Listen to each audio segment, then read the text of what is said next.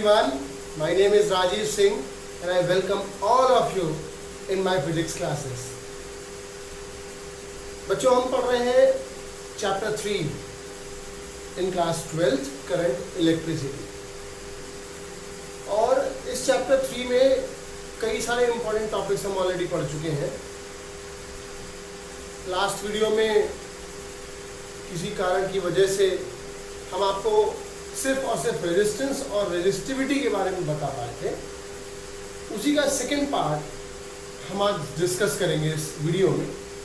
और आज का ये जो वीडियो है, आज के जो सेशन है, ये और भी ज़्यादा इंटरेस्टिंग हो जाएगा अगर आप एक बार पिछले वाले वीडियो को रिवाइज कर लेंगे, पिछले वाले लेक्चर को देख लेंगे प्रॉपर्ली, ठीक है ना, ताकि आपको ये सब पता चल जाए कि रेजिस्टेंस क्या था, रेजिस्टिविटी क्या है. ये सब चीज़ें हम लोगों ने ऑलरेडी पढ़ रखी हैं. उनको पढ़कर अगर आएंगे और फिर इस क्लास को एंजॉय करेंगे तो मुझे लगता है कि आपको ज़्यादा समझ में आएगा, ठीक है ना. आज हम बात करेंगे सबसे पहले करंट डेंसिटी.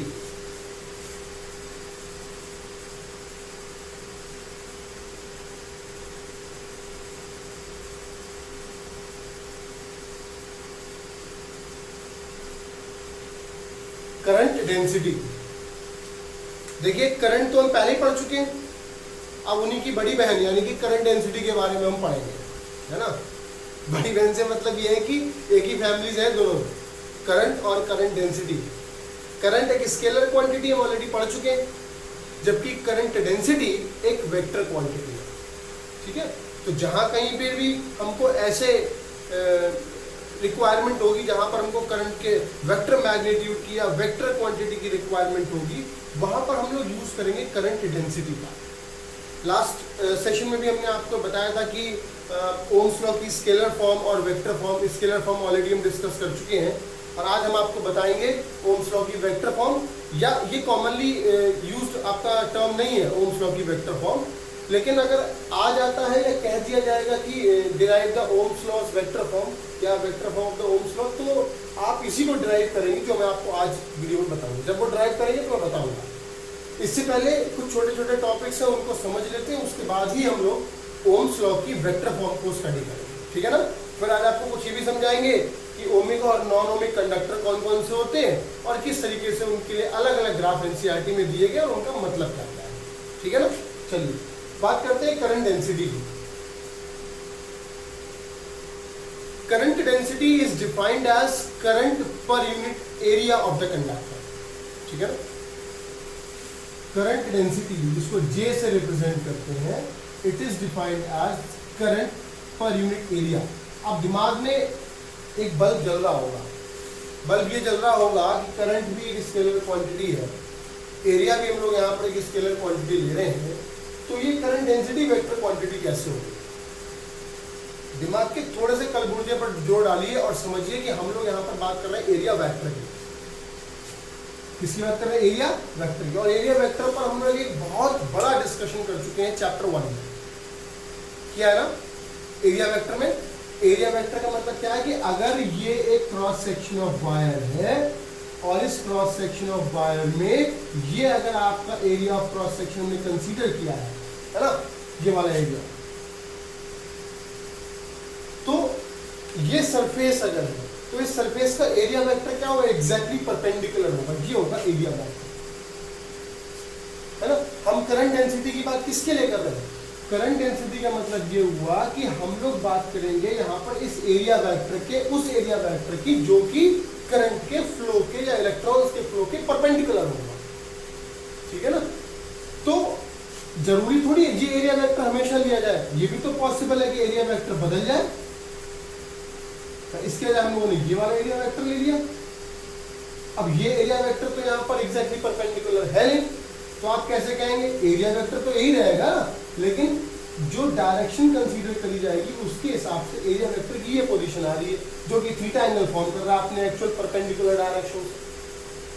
बात समझिए. अगर हम ये कह रहे हैं कि ये आपका एक सरफेस है ना, ये एरिया वेक्टर परपेंडिकुलर है, बिल्कुल वैसे ही हमने क्या कहा, अगर पानी का फ्लो है और रास्ते में हमने उसके एग्जैक्टली परपेंडिकुलरली कोई ऑब्जेक्ट लगा दिया तो वो उसके परपेंडिकुलर हो जाएगा, वो एरिया वेक्टर माना जाएगा.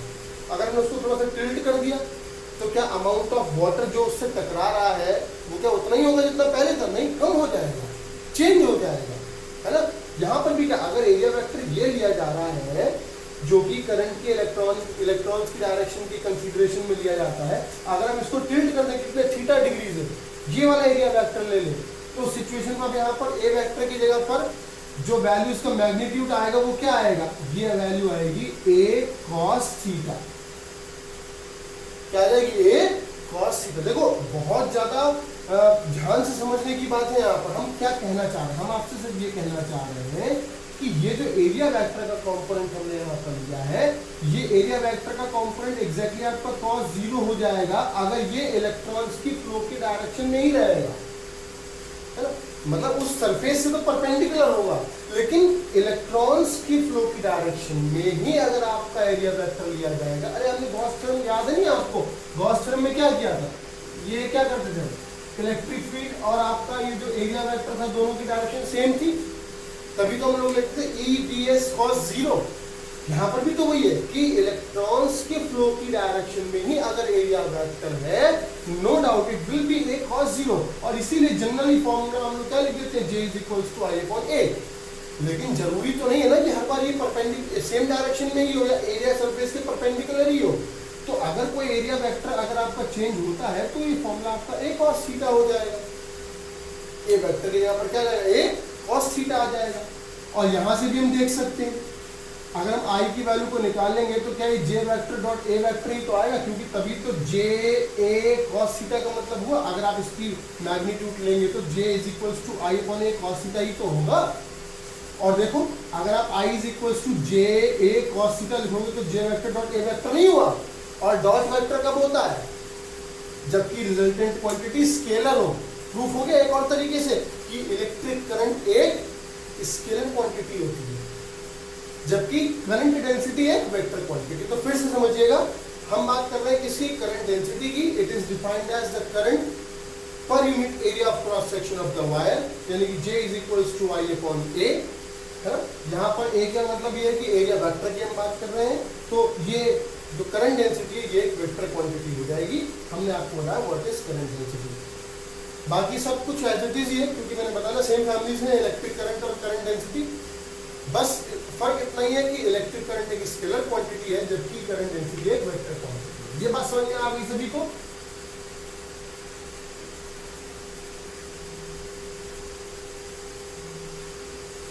करंट डेंसिटी के बाद हम एक और टॉपिक आपको बताने जा रहे हैं। वैसे तो आप सभी को पता ही होगा कंडक्टिविटी के बारे में।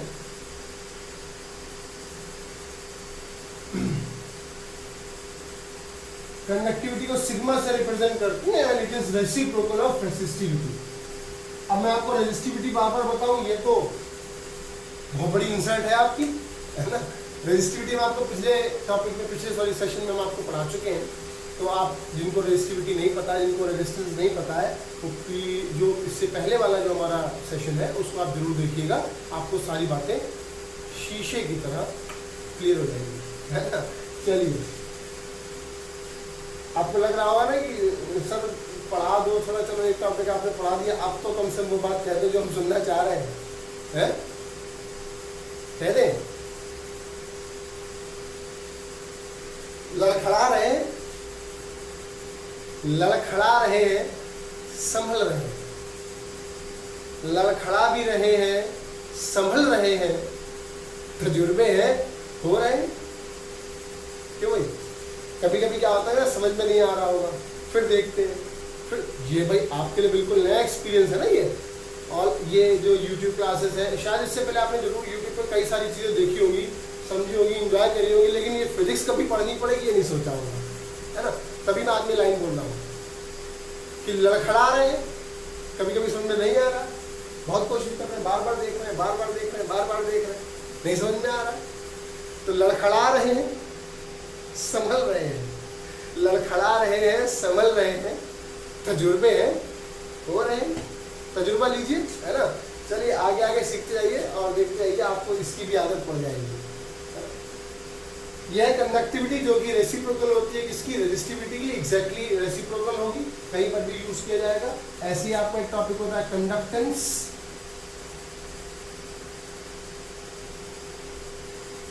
G is equals to 1/r, यानी कि ये किसका रेसिप्रोकल है? रेजिस्टेंस का रेसिप्रोकल है। किसका रेसिप्रोकल है? ये रेजिस्टेंस का रेसिप्रोकल है। तो G is equals to 1/r which is the reciprocal of resistance.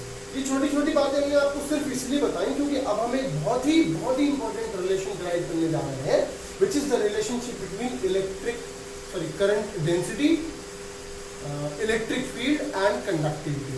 इन तीन के बीच में हम रिलेशन डिराइव करने जा रहे हैं और फिर लास्ट में देखिए बड़ा इंटरेस्टिंग सा फिनोमेना उसी से रिलेटेड आपको बताएंगे, है ना। टच में रहिए, टच में, मतलब दूर दूर से वाला टच में। कोरोना के टाइम में पास वाला टच में नहीं होता, दूर दूर से वाला टच में, है ना। टच में रहिए मतलब वीडियोस देखते रहिए, रोज देखिए, फिर लड़काइए, फिर संभलिए, फिर तजुर्बे लीजिए, है ना। लड़खड़ा रहे हैं, संभल रहे हैं, तजुर्बे हैं, हो रहे हैं। चलिए एक और तजुर्बा लीजिए। रिलेशन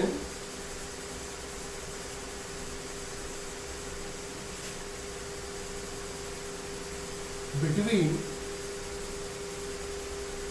J यानी current density, electric field and sigma यानी कि कंडक्टिविटी, है ना। इन तीन के बीच में रिलेशन ड्राइव करेंगे और रिलेशन ड्राइव करने के लिए वही सबसे पहले वाले फॉर्मूले की पूछ पकड़ के रखिए। कौन से फॉर्मूले की? वो दो फॉर्मूले जो हमने आपको सबसे पहले कराए थे, I is equals to ANEVD and VD equals to E into tau upon N। सही है ना। इस वैल्यू को यहाँ पर उठा के पुट कर दीजिए तो it will be I is equals to ANE और VD की जगह पर E into tau upon M। देखो बिल्कुल वैसे ही जैसे हमने ओम्स लॉ को डिराइव किया था। अरे डिराइव करने की हिम्मत करी थी, लॉ को डिराइव करने की जरूरत करी थी, है ना। बस ये था, वहां पर हमने E की जगह पर क्या पोटेंशियल ग्रेडियंट अप्लाई कर दिया था V/L, इतना फर्क था। यहाँ पर ये इस वाले फॉर्मूले को यूज करेंगे वेक्टर वेलोसिटी के और इस A को ले आएंगे अपॉन में, I/A is equals to NE² tau upon M और मैंने क्या किया, इस E को सेपरेट कर दिया, अलग कर दिया, है ना। इनमें बंटवारा करा दिया। NE² टाउ अपॉन M से है तो मल्टीप्लाई अभी भी, है ना, लेकिन इसमें तो अलग घर बना दिया, अलग लगा घर से। तो I/A is equals to NE² tau upon M और इंटू E। अगर माचिस की तीली जलाओ और यहाँ लेके जाओ, आग पकड़ ले तो भूसा, नहीं तो दिमाग है। अगर दिमाग है तो ये आपको पता होगा कि ये क्या है, NE² टाउ अपॉन M। चलो मैं फॉर्मूला लिख देता हूँ क्योंकि आपके थोड़ा थोड़ा भूसा, थोड़ी थोड़ी बुद्धि है, पूरी बुद्धि है। याद आ गया सभी को? यस, याद आ जाना चाहिए। हमने आपको रेजिस्टेंस R का फॉर्मूला पढ़ाया था, ML upon ANE² into tau, और वहीं पर मैंने आपको बता दिया था कि फॉर्मूला ऑफ रेजिस्टिविटी हो जाएगा M upon NE² into tau. और ये मैं देख रहा हूँ कि NE² टाउ अपॉन M, तो क्या रेसिप्रोकल है इसका? क्या हम लिख सकते I/A क्या होता है? अभी भी पढ़ा, क्या होता है? J यानी कि करंट डेंसिटी होता है ना, इनटू ये क्या है आपका 1/ρ और ये क्या है, E है ना। और 1/ρ क्या होता है? अभी भी हमने पढ़ा था, कंडक्टिविटी, यानी कि J is equals to sigma into E। क्या आ गया ये relation? J is equals to sigma E, the relationship between current density, conductivity and electric field. All clear? Yes, all clear, है ना। चलिए, ये तो रहा आपका relationship between J, E and sigma। क्या लोग सर कह रहे थे कि vector form of Ohm's law अगर आ जाए तो भी यही प्रूफ कर देना, और यही प्रूफ कर देना। बताओ कैसे? आपने फॉर्मूला पढ़ा है,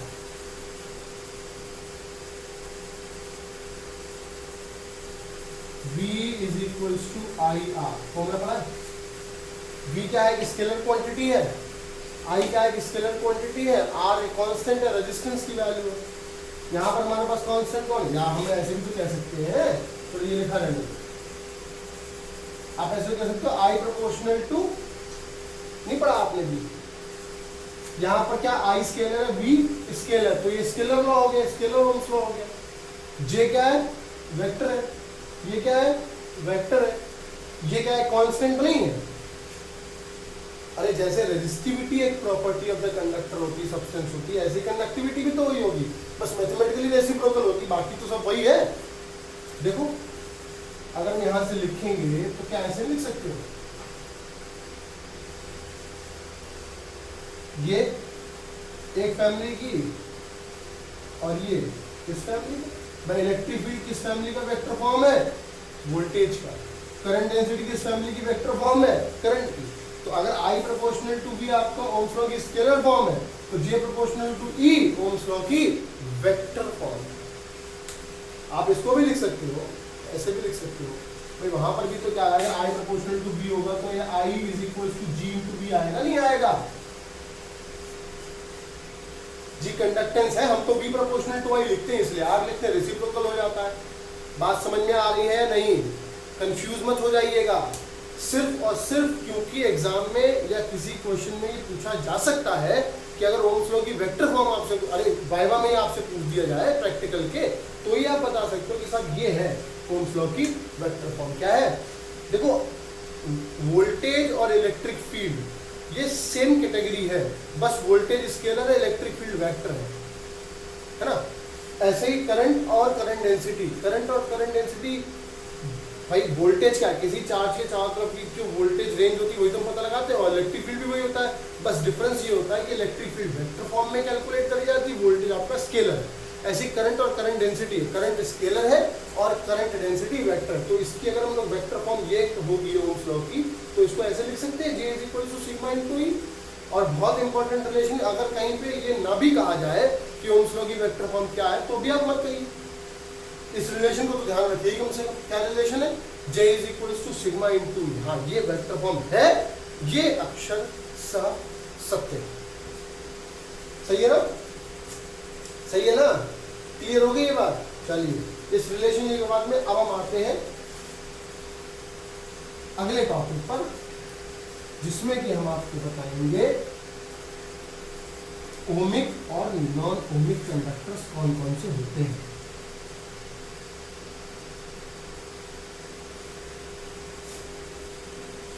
कहते हैं आदमी के जो कर्म होते हैं वो उसके साथ जिंदगी भर चलते हैं।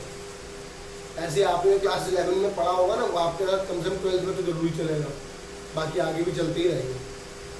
आपको याद होगा क्लास 11 में आपने टॉपिक पढ़ा हुक्स लॉ, याद है, stress is directly proportional to strain, और फिर उसके लिए हमने एक स्ट्रेस स्ट्रेन कर्व बनाया कि एक सर्टेन लिमिट तक तो स्ट्रेस स्ट्रेन के डायरेक्टली प्रोपोर्शनल होगा,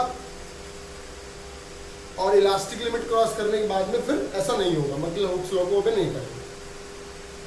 ऐसे ही कुछ कंडक्टर्स के बारे में हम आगे आपको पढ़ेंगे कि कब तक, एक सर्टेन लिमिट तक ही तो ओम्स लॉ को ओबे करेंगे। देखिए मैं आपको पहले बता दूं कि ओमिक और नॉन ओमिक कंडक्टर्स होते कौन कौन हैं। ओमिक और non ohmic conductors, ohmic conductors तो आपको सबको बहुत आसानी से समझ में आ गए होंगे कि जो कंडक्टर्स ओम्स लॉ को ओबे करते हैं वो ओमिक कंडक्टर्स होते हैं, और जो आपके ओम्स लॉ को ओबे नहीं करते हैं वो आपके होते हैं जैसे नॉन ओमिक कंडक्टर्स।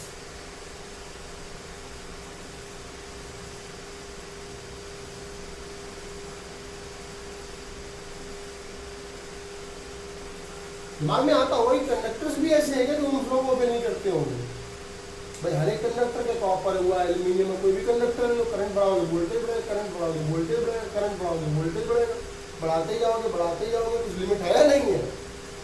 तो कुछ कंडक्टर्स भी ऐसे हैं, जब वैसे तो ज़्यादातर कंडक्टर्स जो होते हैं वो ओम्स लॉ को ओबे करते हैं, लेकिन सर्टेन चेंजेस कर दिए जाए, या फिर कुछ कंडक्टर्स ऐसे भी हैं भले ही 1-2% हो, कुछ कंडक्टर्स ऐसे भी हैं जो कि आपके ओम्स लॉ को ओबे नहीं करते हैं। हम अभी सिर्फ ग्राफ की मदद से, ग्राफ के हेल्प से हम वही समझेंगे कि नॉन ओमिक कंडक्टर्स के लिए अगर आप ग्राफ बनाएंगे तो कैसे बनाएंगे, क्योंकि ओम्स लॉ के लिए तो हम ग्राफ पढ़ चुके हैं।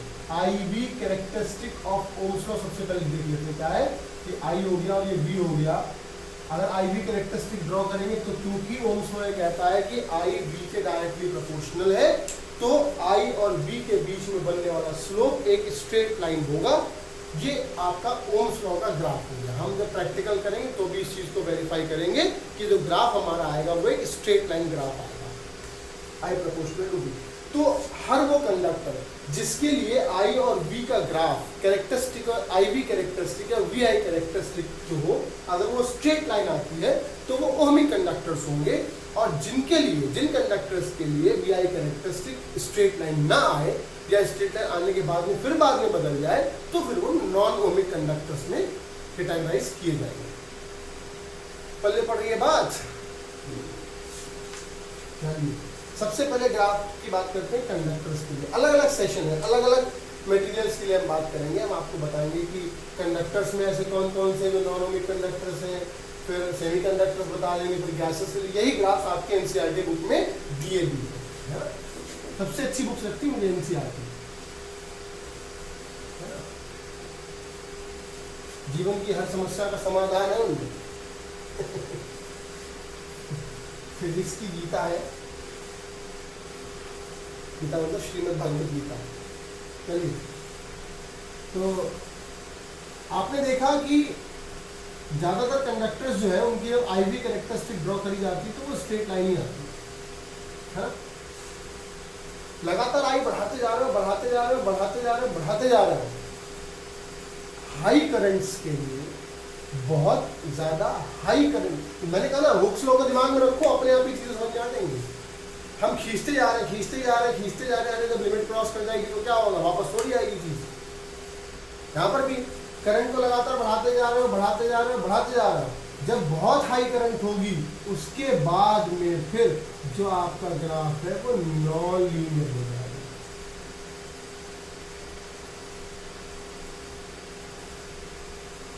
कैसा हो जाएगा, नॉन लीनियर। यहाँ तक तो देखो बिल्कुल एग्जैक्टली लीनियर है, लेकिन यहाँ तक तो फ्लो ओबे कर रहा है ना, करंट बढ़ा रहे हैं, बढ़ा रहे हैं, बढ़ा रहे हैं, सर्टेन लिमिट तक बढ़ा। उसके बाद में भी अगर करंट बढ़ा रहे हैं तो क्या है, फिर वो ओम्स लॉ को ओबे नहीं करता, फिर वो अपनी उस कैरेक्टरिस्टिक को लूज कर देता है, जिसमें आई को बढ़ाने से वी भी बढ़ेगा। तो ये नॉन ओमिक कंडक्टर्स की सिचुएशन, जहां पर हाई करंट्स के लिए हम लिख सकते हैं कि एट हाई करंट्स जो कंडक्टर्स होते हैं वो बिहेव करते हैं किसकी तरह, नॉन ओमिक कंडक्टर्स की तरह। तो पूछे ना कि अगर कंडक्टर्स की वो कौन सी सिचुएशन है जहां पर आपके कंडक्टर्स नॉन ओमिक कंडक्टर्स में कन्वर्ट हो जाते हैं, तो कौन सी सिचुएशन है, at high currents. High currents के लिए जो आपके कंडक्टर्स होते हैं वो नॉन ओमिक कंडक्टर्स में कन्वर्ट हो जाते हैं, मतलब उनके लिए आई और बी का ग्राफ जो होता है वो लीनियर या स्ट्रेट लाइन नहीं रह जाता। ठीक है,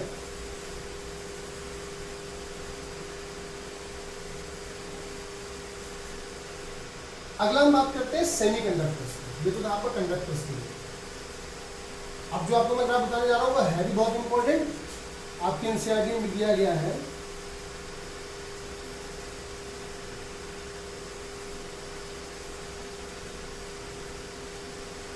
मान लो किसी डायोड के लिए सोच रहे हो सर ने शुरू कर दिया, पल्ले तो पढ़ नहीं रहा है ये सेमीकंडक्टर क्या होते हैं, डायोड, ट्रायोड। ऐसा है, अगर कोरोना से बच गए तो इस फिजिक्स के लास्ट में एक चैप्टर है सेमीकंडक्टर्स। सेमीकंडक्टर्स में हम पढ़ेंगे, उनके बारे में उनकी डिटेल हिस्ट्री पढ़ेंगे, और बहुत ही इंटरेस्टिंग चैप्टर है। सबसे अच्छा पता क्या है, एक भी डेरिवेशन नहीं, सिर्फ कॉन्सेप्ट ही कॉन्सेप्ट है, कूद कूद के बढ़े हुए हैं। ठीक है, आज जरा पीरियोडिक टेबल में कार्बन, सिलिकॉन, जर्मेनियम, ये वाली लाइन है ना जो सेमीकंडक्टर्स की। कार्बन को हालांकि नहीं माना जाता, लेकिन जो सबसे ज़्यादा वाइडली यूज जो आपके कॉमनली जो आपके सेमीकंडक्टर्स है वह है सिलिकॉन और जर्मेनियम। कौन कौन से, सिलिकॉन और जर्मेनियम। अभी मैं आपको बहुत डिटेल में तो नहीं पढ़ाऊंगा, क्योंकि अगर अभी पढ़ा दूंगा तो फिर सेमीकंडक्टर शुरू हो जाएगा, करंट इलेक्ट्रिसिटी रह जाएगा। मैं सिर्फ आपको सिर्फ इतना बता रहा हूँ कि सेमीकंडक्टर्स रूम टेम्परेचर्स पर जो होते हैं इंसुलेटर्स होते हैं, डोपिंग करा देने से सेमीकंडक्टर्स फिर कंडक्टर्स में कन्वर्ट होने लगता है। वो एन टाइप के और पी टाइप के होते हैं, और फिर एन टाइप और पी टाइप को आपस में मिलाकर ये डायोड बनाए जाते हैं। तो ये उन डायोड का एग्जाम्पल है। डायोड में दो तरीके से करंट फ्लो होती है, एक तो फॉरवर्ड है, दूसरी रिवर्स है। आप देखो, अगर ओम्स लॉ को, मतलब ये सीधा सीधा स्टेटमेंट क्या है, क्या है स्टेटमेंट कि diodes do not obey Ohm's law. Diode जो होते हैं वो नॉन ओमिक होते हैं, वो ओम्स लॉ को ओबे नहीं करते हैं। ये कंडक्टर्स नहीं कह रहा हूं मैं, ये बात कर रहा हूं सेमीकंडक्टर्स की। सेमीकंडक्टर्स की जो प्रॉपर्टी होती है या जिनकी कंडक्टिविटी होती है, it lies between the conductors and insulators. Semiconductors की कंडक्टिविटी इंसुलेटर्स और कंडक्टर्स के बीच में एग्जिस्ट करती है ना। बहुत डिटेल मैंने कहा लास्ट में पढ़ेंगे, अभी सिर्फ इतना जान लीजिए कि सेमीकंडक्टर्स रूम टेम्परेचर पर इंसुलेटर्स ही होते हैं। जब डोपिंग करा देते हैं, उसमें कुछ इम्प्योरिटी मिला देते हैं, तो इम्प्योरिटी मिला देने से सेमीकंडक्टर्स जो होते हैं उनमें फ्री इलेक्ट्रॉन्स फिर जनरेट हो जाते हैं, होल्स और इलेक्ट्रॉन्स के कॉन्सेप्ट होता है। तो उनमें सेमीकंडक्टर से मिलकर बनते हैं डायोड्स, और डायोड्स जो होते हैं ओम्स लॉ को ओबे नहीं करते हैं। आप देख रहे होंगे आप साफ साफ। इसका भी एक्सपेरिमेंट है आपके 12th में लैब में, अगर आप इसको परफॉर्म करेंगे तो लास्ट में पीएन जंक्शन डायोड का और जेनर डायोड का एक्सपेरिमेंट है। तो ये फॉरवर्ड बाइसिंग है और ये रिवर्स बाइसिंग है। रिवर्स फॉरवर्ड में क्या होता है, कुछ देर तक तो आपको क्या होगा, आप वोल्टेज को बढ़ाते जाओगे, करंट बढ़ेगी नहीं या करंट में कोई डिफ्लेक्शन नहीं होगा, और सडनली आप देखोगे करंट बढ़ी और बढ़ के तुरंत सैचुरेट हो जाती है, मतलब मैक्सिमम हो जाती है, फिर कोई चेंज। तो कहाँ ओबे कर रहा है उसमें? ओम्स लॉ तो ओबे तब करता ना जब आपका स्टेट रहता। स्टेट तो है नहीं, शुरुआत में ऐसे आ रहा है, फिर ऐसे करके स्टेट हो गया, मतलब सैचुरेट हो गया, मैक्सिमम हो गया। उसके बाद तुम वोल्टेज बढ़ाते रहो बढ़ाते रहो बढ़ाते रहो, करंट की सेट पर कोई फर्क नहीं पड़ेगा। यही होती मैक्सिमम करंट, है ना। ऐसे रिवर्स में नेगेटिव वोल्टेज के कॉन्सेप्ट में भी ऐसा ही होता है। यहाँ पर भी क्या है, करंट थोड़ी देर के लिए तो लीनियर रहती है और फिर सैचुरेट हो जाती है। तो ये डायोड का एग्जांपल है, जो कि सेमीकंडक्टर का एक हिस्सा है, एक पार्ट है, उसके लिए मैं आपको समझाया। एक ग्राफ और दिया गया एनसीईआरटी में गैसेस के लिए।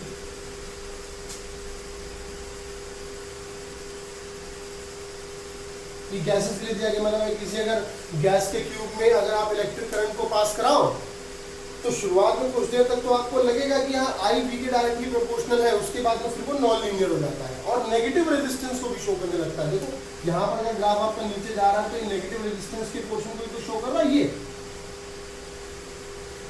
है ना। तो ये गैसेस के लिए हो गया, ये सेमीकंडक्टर्स के लिए हो गया, कंडक्टर्स के लिए हो गया। कौन कौन कि नॉन ओमिक बिहेवियर जो होगा सब्सटेंसेस का, वो हमने आपको यहाँ पर समझाया है कंडक्टर्स के लिए। ये बहुत इंपॉर्टेंट ग्राफ है सेमीकंडक्टर्स वाला, है ना, सेमीकंडक्टर्स के लिए और गैसेस के लिए। एक गैसेस के लिए एकमात्र ऐसा ग्राफ है जो कि नेगेटिव रेजिस्टेंस को भी एग्जिस्ट करता है। ठीक है ना, ऑल क्लियर। चलिए नेक्स्ट टॉपिक की तरफ मूव करते हैं।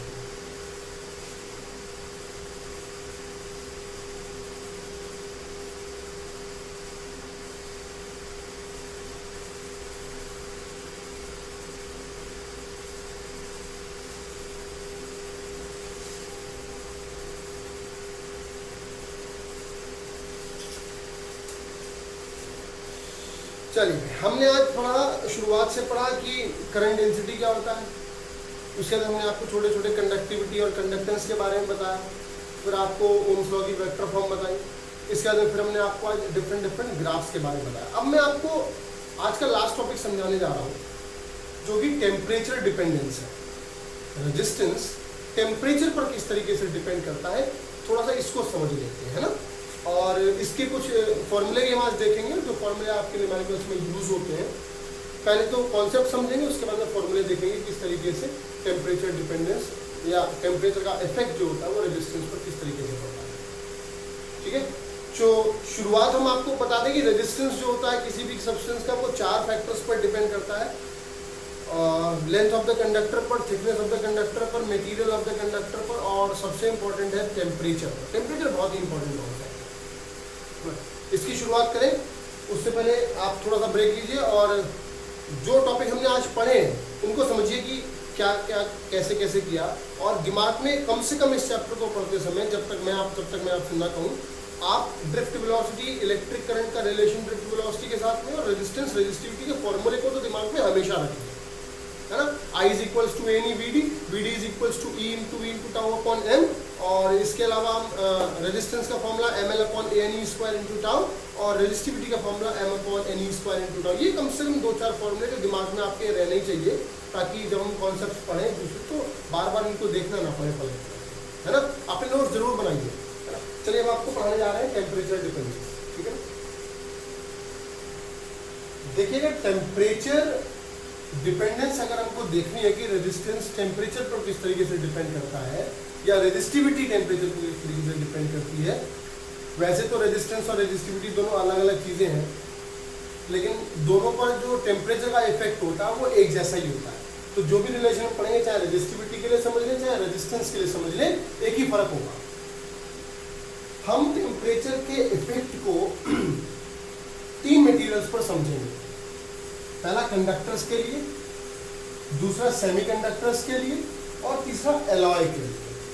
बहुत इंपॉर्टेंट है ये कि टेम्परेचर का इफेक्ट अलग अलग सब्सटेंसेस पर, मटेरियल्स पर, यानी कि कंडक्टर्स पर, सेमीकंडक्टर्स पर और एलॉयज पर किस तरीके से अलग अलग, आपको एक बहुत इंटरेस्टिंग सा कॉन्सेप्ट देखने को मिलेगा।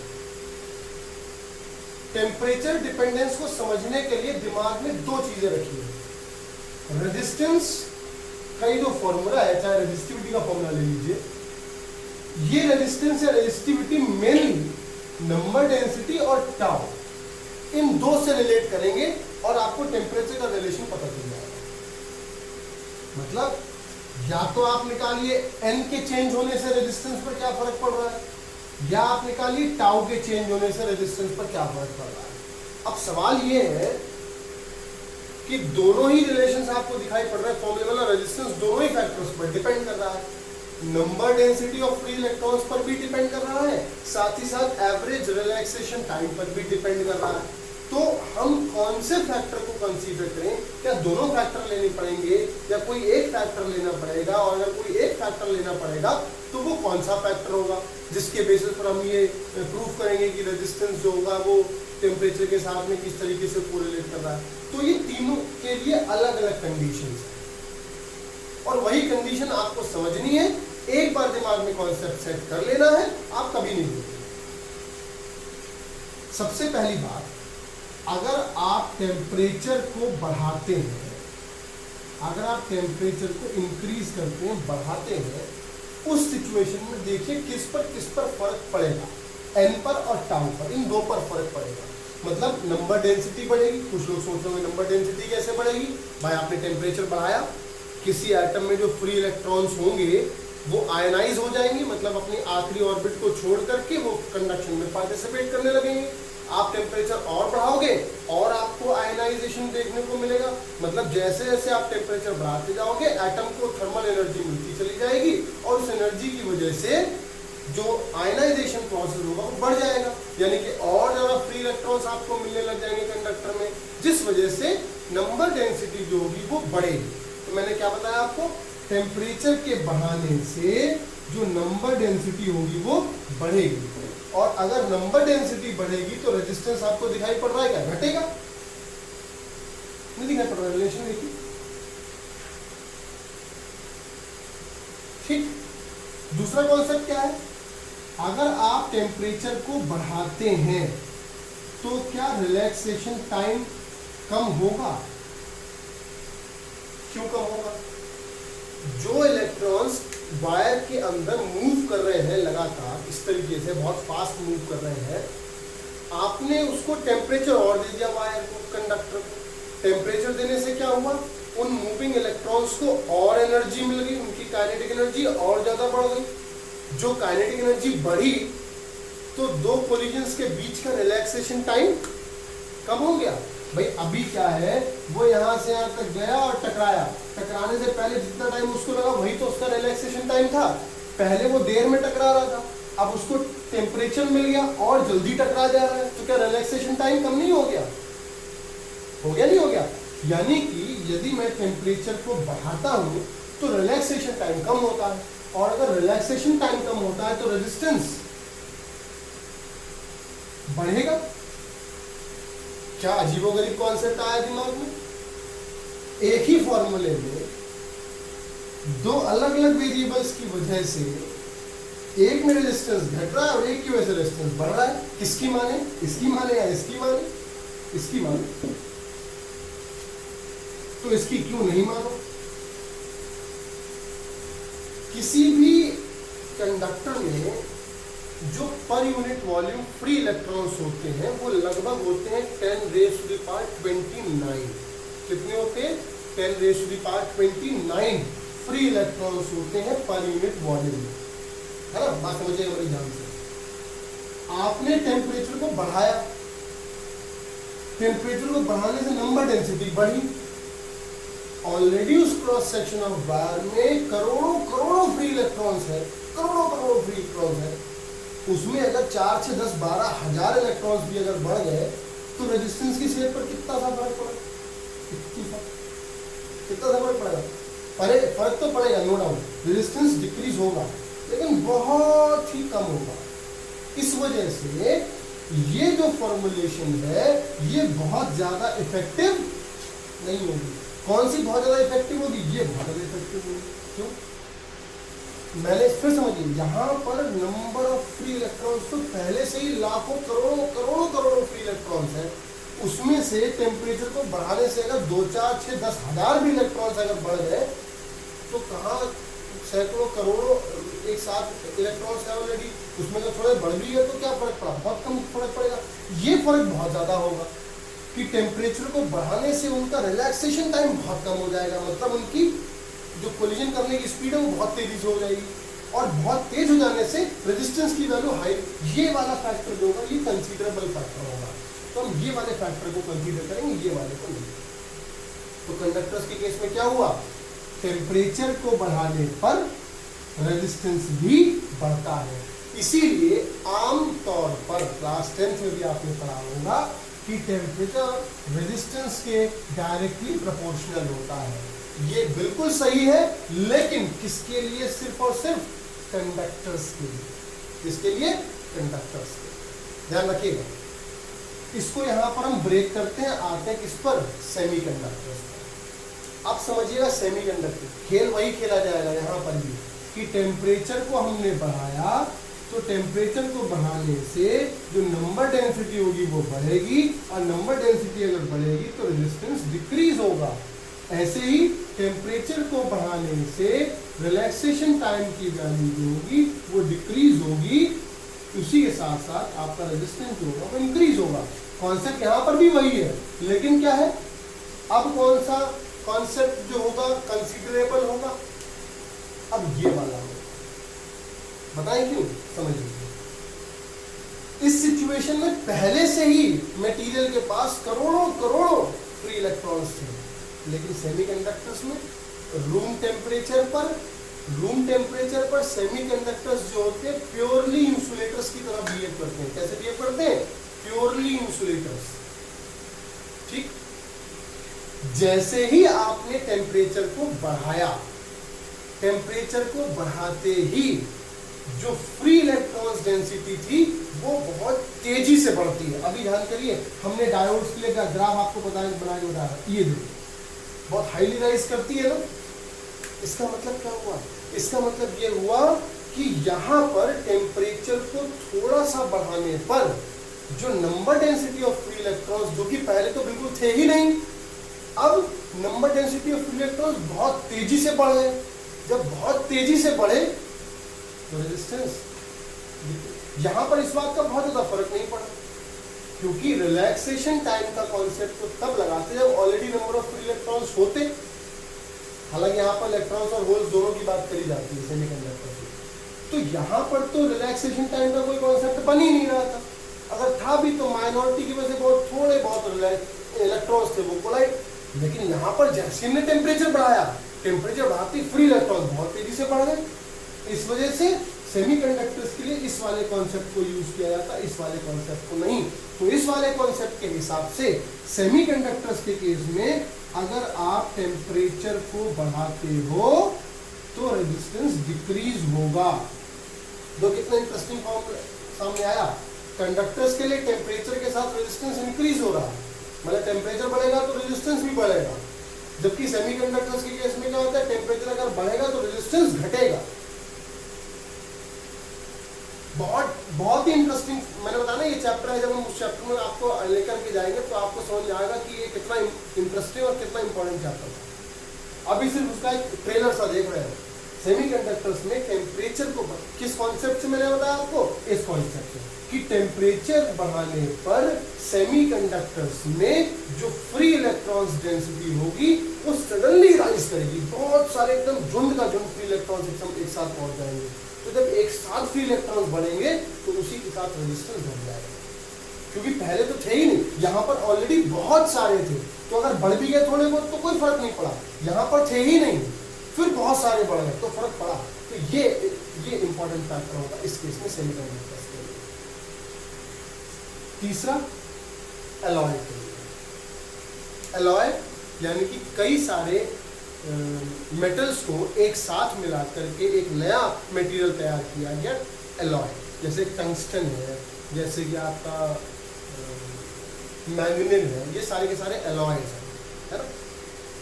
एलॉय के केस में ये समझिए वही कॉन्सेप्ट यहाँ पर भी वही होगा, लेकिन एलॉय के केस में क्या होता है, ज्यादातर एलॉय कंप्लीटली नहीं बल्कि ऑलमोस्ट टेम्परेचर इंडिपेंडेंट होते हैं। कैसे होते हैं, टेम्परेचर इंडिपेंडेंट होते हैं।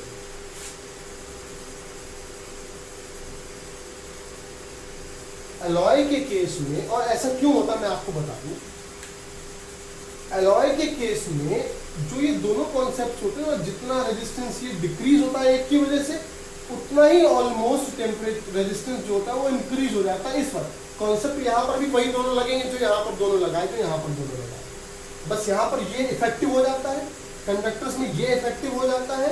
एलॉय के केस में एक का रेजिस्टेंस, एक की वजह से रेजिस्टेंस का बढ़ना और दूसरे की वजह से रेजिस्टेंस का घटना एक दूसरे को ऑलमोस्ट न्यूट्रल कर देता है, कंप्लीटली नहीं, ऑलमोस्ट न्यूट्रल कर देता है। इस वजह से एलॉय के लिए, ज्यादातर एलॉयज के लिए टेम्परेचर का बहुत ज्यादा फर्क नहीं पड़ता है। ग्राफ देख लीजिए, यहां पर टेम्परेचर बढ़ाने से रेजिस्टेंस बढ़ रहा है, ये टेम्परेचर है, केल्विन में आपने ले लिया, ये रेजिस्टेंस या रेजिस्टिविटी दोनों के लिए यूज हो सकता है। यहाँ पर बढ़ रहा है, देखो नॉन, ये आपका कर्व लाइन इसलिए पैराबोलिक इसलिए क्योंकि वो जो रेट है ना इंक्रीज होने का, temperature resistance exactly directly proportional नहीं होता, इसलिए स्ट्रेट लाइन ना होकर के पैराबोलिक है। ऐसे यहाँ पर क्या है, क्योंकि इनवर्स रिलेशन आ रहा है तो ये इस तरीके से आएगा, ये आएगा पैराबोलिक भी आएगा, क्योंकि स्ट्रेट लाइन ना आएगी। स्ट्रेट लाइन का मतलब ये होता है कि सेम रेट से बढ़ रहा है, सेम रेट से नहीं होता ये। अच्छा, एलॉय के लिए कैसा बनाओगे, बढ़ता तो है लेकिन बहुत ये एग्जैक्टली पैरेलल लाइन होती है। अगर कोई बिल्कुल कोई भी फर्क नहीं पड़ रहा होता तो ये लाइन कैसी होती, एग्जैक्टली पैरेलल लाइन होती नहीं होती, लेकिन थोड़ा बहुत फर्क पड़ रहा है इसलिए ये ऐसे होता है। तो शुरुआत में तो कोई फर्क ही नहीं पड़ा, है ना। बहुत हाई वैल्यूज के लिए थोड़ा बहुत फर्क पड़ता है। बात समझ में आ रही सभी को। तो ये टेम्परेचर की डिपेंडेंसी किसके लिए आई, कंडक्टर्स के लिए, सेमीकंडक्टर्स के, और ये एलॉय के लिए। जल्दी से इसका एक फॉर्मूला समझ लेते हैं, फिर आज के लेक्चर को यहीं पर फिनिश करते हैं। बार बार वीडियो को देखिएगा ताकि आपको टेम्परेचर का डिपेंडेंस का कॉन्सेप्ट समझ में आए कि कंडक्टर्स के लिए हम किसको इफेक्टिव मानते हैं, सेमीकंडक्टर के लिए किसको इफेक्टिव मानते हैं। यूज डिपेंड दोनों पे करता है, लेकिन इफेक्टिव जिसके लिए हो जाएगा वही वाला रिलेशन यूज कर लेगा। हमने फॉर्मूला आपको बताने के लिए यहाँ पर फॉर्मूला बताएंगे हम आपको। तो एक्सपेरिमेंट्स ये वेरीफाई करते हैं, एक्सपेरिमेंटल वैल्यूज ये कहती हैं कि change in resistance directly proportional होता है ओरिजिनल रेजिस्टेंस के, और change in resistance he directly proportional होता है चेंज इन टेम्परेचर। याद आ रहा होगा कुछ delta directly proportional to L, delta directly proportional to delta T, linear expansion, area expansion, volume expansion, याद आ रहा है, अल्फा बीटा गामा याद आ रहे हैं ना। हाँ, ऐसे ही। तो किसी भी कंडक्टर का, किसी भी मटेरियल का जो चेंज इन रेजिस्टेंस होगा वो उसके एक्चुअल रेजिस्टेंस के डायरेक्टली प्रोपोर्शनल होगा, और कंडक्टर की बात हो रही है यहाँ पर, और चेंज इन टेम्परेचर के भी डायरेक्टली प्रोपोर्शनल। जितना ज्यादा टेम्परेचर चेंज होगा उतना ज्यादा रेजिस्टेंस चेंज होगा। दोनों को एक साथ कर दीजिए, आ गया। फिर यहाँ पर प्रोपोर्शनलिटी साइन आ जाएगा, अल्फा ये रिलेशन आ गया, ये फॉर्मूला आ गया ना फॉर्मूला। अगर इसी को आप डेल्टा आर के बजाय अगर आपका रूम टेम्परेचर के साथ में, तो आप इसको ऐसे भी लिख सकते हैं।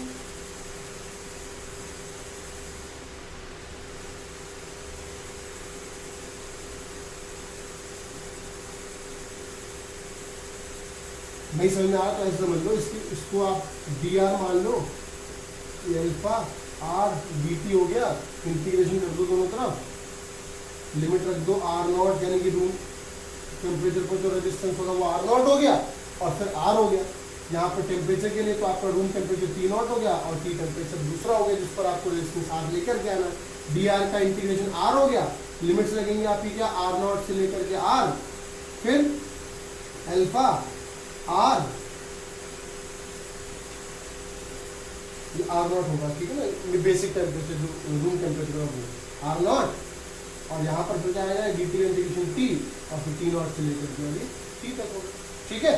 इंटीग्रेट करने पर क्या आपको मिलेगा, R minus R not is equals to alpha R not T minus, ये तो हुआ, ये तो पहले ही पढ़ चुके हैं हम लोग। अल्फा के केस में अगर आपको एक फॉर्मूला लिखना होगा तो क्या लिखोगे, alpha is equals to R minus R not upon R not T minus T not. अब सवाल ये आता है कि अल्फा है क्या, अल्फा है टेम्परेचर कोएफिशिएंट।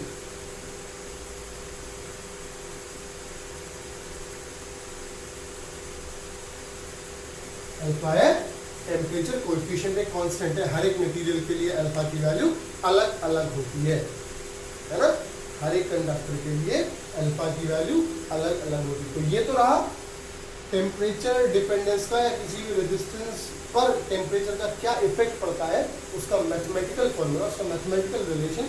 और इससे पहले जो हमने आपको 3 अलग अलग कंडक्टर्स के लिए, सेमीकंडक्टर्स के लिए और एलॉय के लिए हमने आपको अलग अलग 3 कॉन्सेप्ट बताए, वो भी बहुत इंपॉर्टेंट है।